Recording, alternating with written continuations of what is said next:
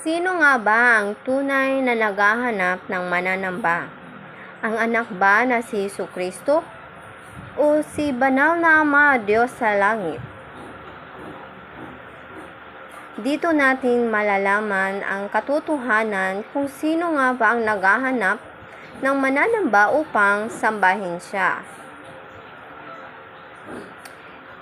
Dito natin maririnig ang katotohanan sa aklat ng Kapitulo 4, versikulo 21 hanggang sa 24. Ito ay sagot ni Jesucristo, anak ng banal na Ama, Diyos sa langit, sa babaeng Samaritana sa balon.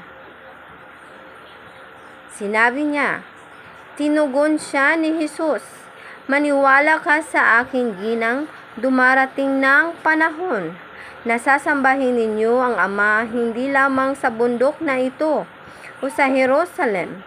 Hindi ninyo nakikita ang inyong sinasamba, ngunit nakikilala namin ang aming sinasamba, sapagkat ang kaligtasan ay galing sa mga Hudyo.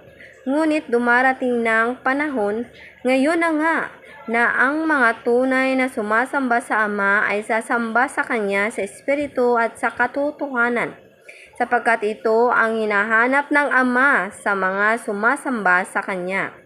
Ang Diyos ay Espiritu, kaya dapat siyang sambahin sa Espiritu at sa katotohanan. Kaya mga kapatid, nalalaman nyo na sino ang tunay naghahanap ng mananamba. Ang ating banal na Ama, Diyos sa langit, na siyang nagpadala sa anak niyang si Jesucristo, ang tunay na naghahanap ng mananamba. At bakit siya naghahanap ng tunay na mananamba?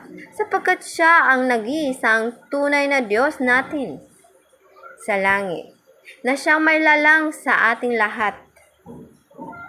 Yun lamang po ang unang katanungan. Maraming pong salamat.